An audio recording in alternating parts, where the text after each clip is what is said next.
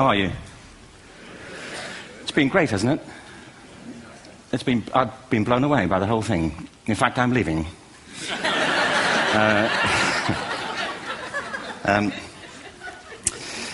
There have been three themes, haven't there, running through the conference, which are relevant to what I want to talk about. One is the extraordinary evidence of human creativity in all of the presentations that we've had and in all the people here.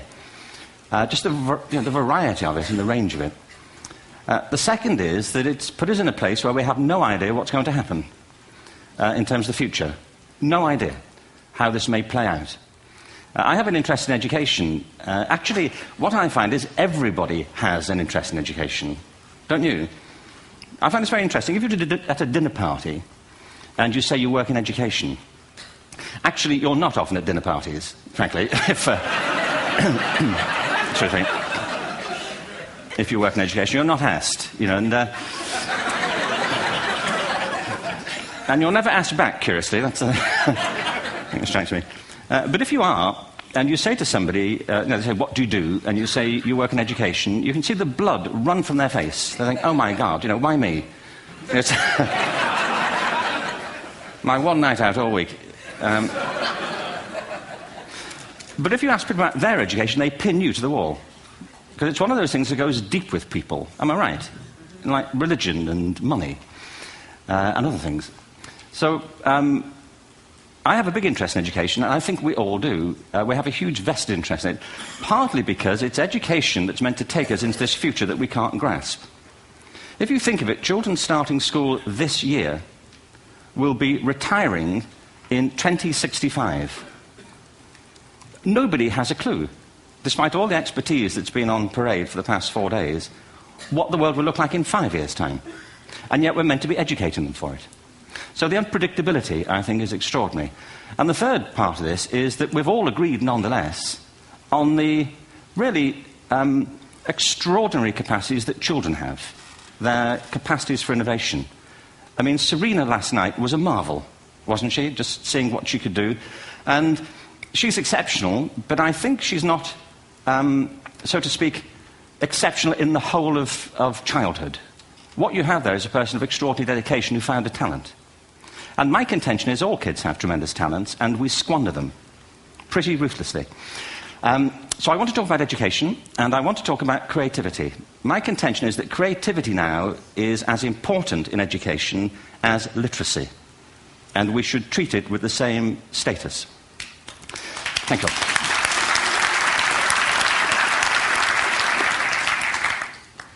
That was it, by the way. Thank you very much. So, 15 minutes left. Well, I was born... No,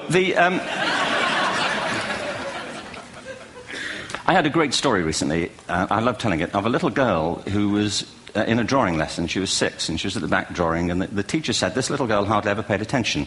And in this drawing lesson, she did. And the teacher was fascinated. She went over to her and she said, "What are you drawing?" And the girl said, "I'm drawing a picture of God." And the teacher said, "But nobody knows what God looks like." And the girl said, "They will in a minute."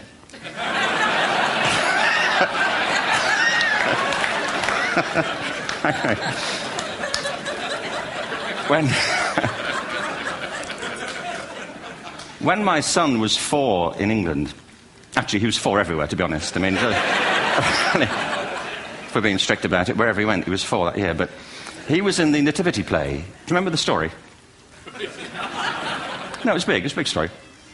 Mel Gibson did the sequel. You may have seen it. I don't know. It was Nativity 2. But James got the part of Joseph, which we were thrilled about. We consider this to be one of the lead parts. We had the place crammed full of agents and T-shirts, James Robinson is Joseph. He didn't have to speak, but do you know the bit where the 3 kings come in? They come in bearing gifts, and they bring gold, frankincense, and myrrh. This really happened. We're sitting there, and they, I think, just went out of sequence. Because we talked to the little boy afterwards and said, "Are you okay with that?" And they said, "Yeah, why was that wrong?" They just switched. I think that was it. Anyway, the 3 boys came in, little 4-year-olds with tea towels on their heads, and they put these boxes down. The first boy said, "I bring you gold." And the second boy said, "I bring you myrrh." And the third boy said, "Frank sent this."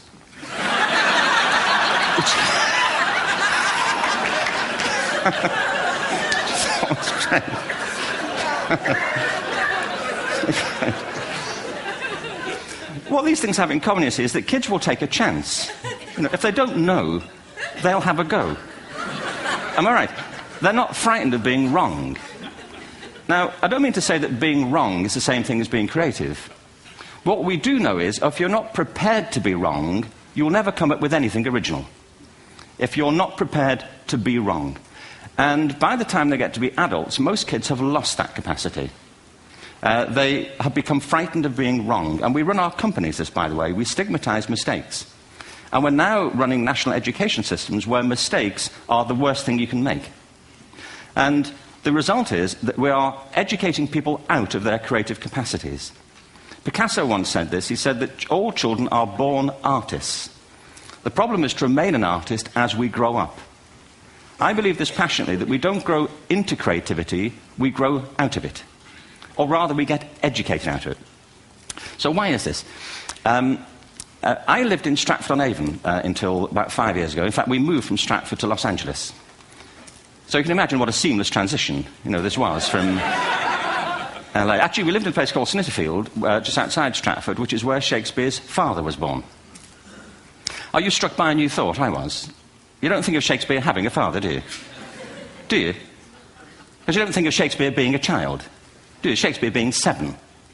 I never thought of it. I mean, he was 7 at some point. He was in somebody's English class, wasn't he?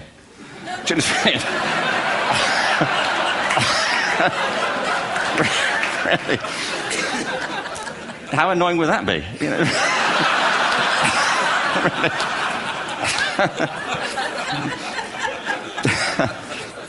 Must try harder. Being sent to bed by his dad, to Shakespeare. Go to bed now, to William Shakespeare, and put the pencil down, and stop speaking like that. It's confusing everybody.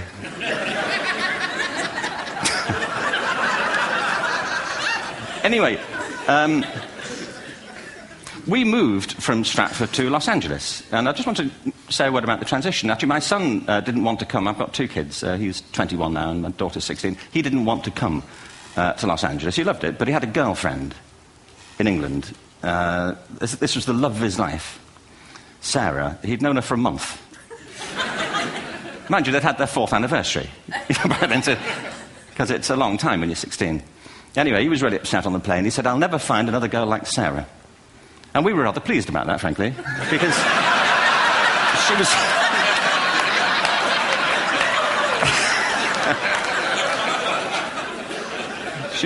she was the main reason we were leaving the country.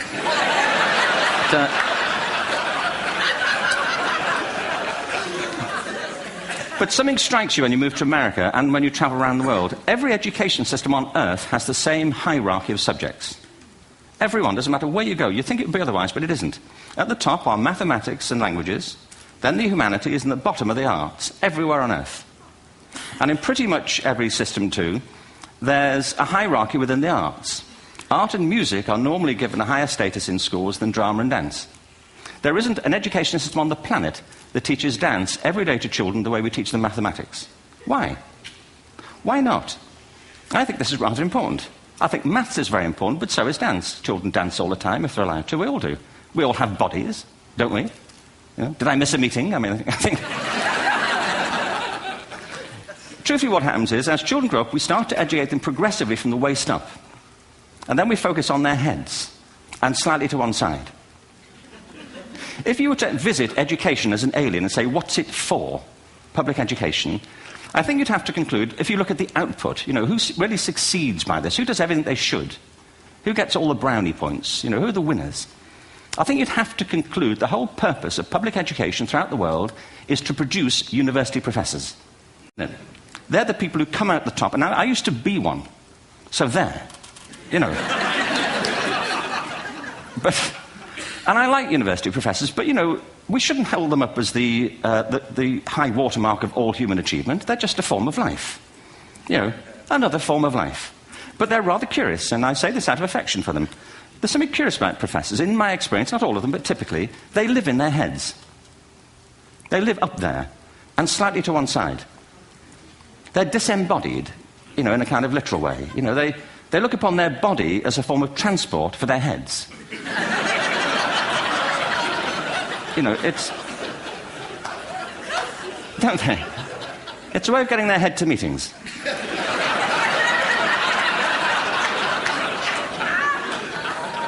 If you want real evidence of out-of-body experiences, by the way, get yourself along to a residential conference for senior academics and pop into the discotheque on the final night.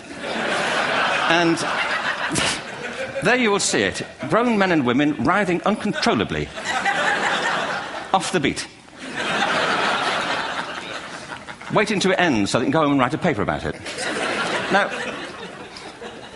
our education system is predicated on the idea of academic ability. And there's a reason. The whole system was invented around the world. There were no public systems of education really before the 19th century. They all came into being to meet the needs of industrialism. So the hierarchy is rooted on two ideas. Number one, that the most useful subjects for work are at the top.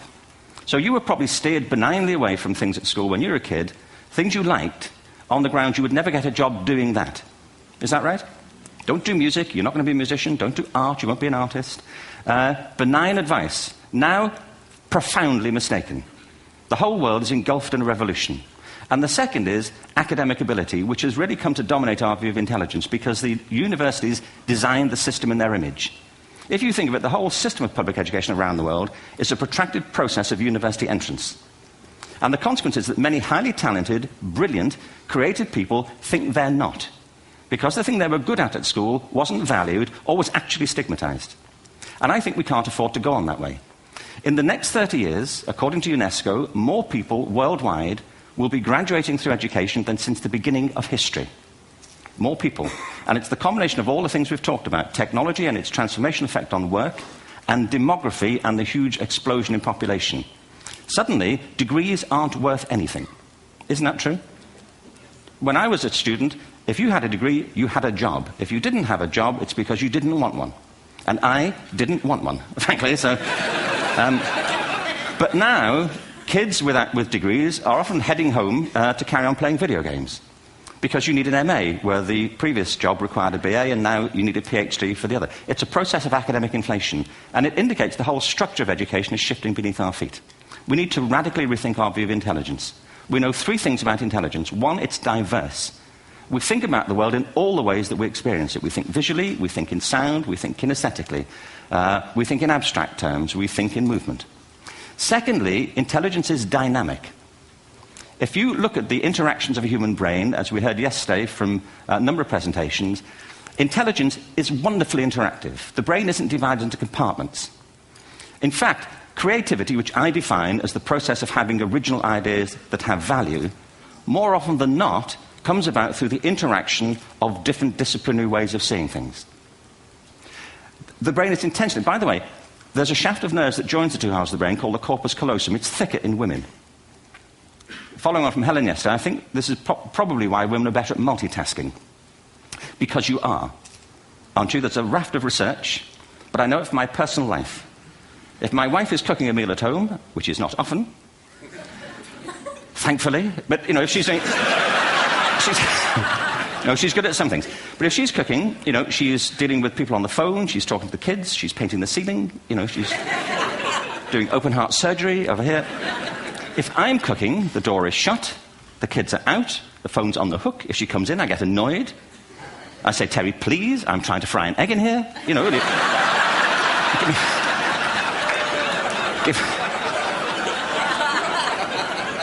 Give me a break.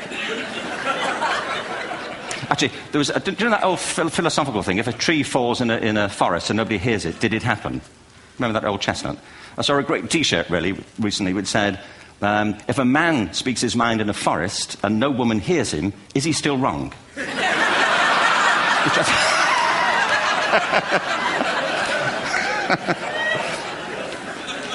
And the third thing about intelligence is it's distinct. I'm doing a new book at the moment called Epiphany, which is based on a series of interviews with people about how they discovered their talent. I'm fascinated by how people got to be there. It's really prompted by a conversation I had with a wonderful woman who most people have never heard of. She's called Gillian Lynn. Have you heard of her? Some have. She's a choreographer, and everybody knows her work. She did Cats. and Phantom of the Opera. She's wonderful. I used to be on the board of the Royal Ballet in England, as you can see. And anyway, Jill and I had lunch one day. I said, how'd you get to be a dancer? And she said it was interesting. When she was at school, she was really hopeless. And the school in the 30s wrote to her parents and said, we think Gillian has a learning disorder. She couldn't concentrate. She was fidgeting. I think now they'd say she had ADHD. Wouldn't you? But this was the 1930s, and ADHD hadn't been invented, at this point. So it wasn't an available condition. People weren't aware they could have that. Anyway, she went to see this specialist. So this oak-panelled room, and she was there with her mother, and she was led and sat on this chair at the end, and she sat on her hands for 20 minutes while this man talked to her mother about all the problems Gillian was having at school. And at the end of it, because she was disturbing people, her homework was always late and so on, little kid of 8, in the end, the doctor went and sat next to Gillian and said, Gillian, I've listened to all these things that your mother's told me. I need to speak to her privately. So he said, wait here, we'll be back. We won't be very long. And they went and left her. But as they went out the room, he turned on the radio that was sitting on his desk. And when they got out the room, he said to her mother, just stand and watch her. And the minute they left the room, she said she was on her feet, moving to the music. And they watched for a few minutes, and he turned to her mother, and he said, Mrs. Lynn, Gillian isn't sick. She's a dancer. Take her to a dance school. I said, what happened? He said, she did. I can't tell you how wonderful it was. We walked in this room, and it was full of people like me. People who couldn't sit still. People who had to move to think. Who had to move to think. They did ballet, they did tap, they did jazz, they did modern, they did contemporary. She was eventually auditioned for the Royal Ballet School. She became a soloist. She had a wonderful career at the Royal Ballet. She eventually graduated from the Royal Ballet School, found her own company, the Gillian Dance Company, met Andrew Lloyd Webber. She's been responsible for some of the most successful musical theatre productions in history. She's given pleasure to millions, and she's a multi-millionaire. Somebody else might have put her on medication and told her to calm down. Now, I think...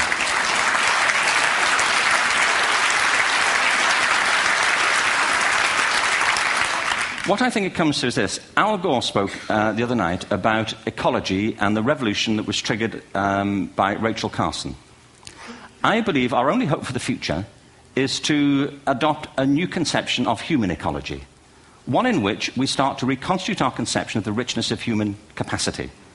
Our education system has mined our minds in the way that we've strip-mined the earth for a particular commodity, and for the future it won't serve us. We have to rethink the fundamental principles on which we're educating our children. There was a wonderful quote by Jonas Salk, who said, if all the insects were to disappear from the earth, within 50 years, all life on earth would end. If all human beings disappeared from the earth, within 50 years, all forms of life would flourish. And he's right. What TED celebrates is the gift of the human imagination. We have to be careful now that we use this gift wisely and that we avert some of the scenarios that we've talked about. And the only way we'll do it is by seeing our creative capacities for the richness they are and seeing our children for the hope that they are. And our task is to educate their whole being so they can face this future. By the way, we may not see this future, but they will. And our job is to help them make something of it. Thank you very much. Bravo. Yeah.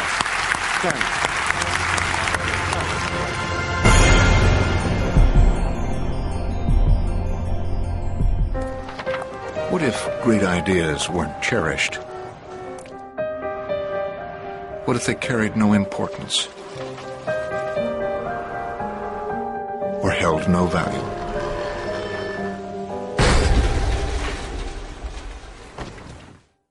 There is a place where artistic vision is protected, where inspired design ideas live on to become ultimate driving machines.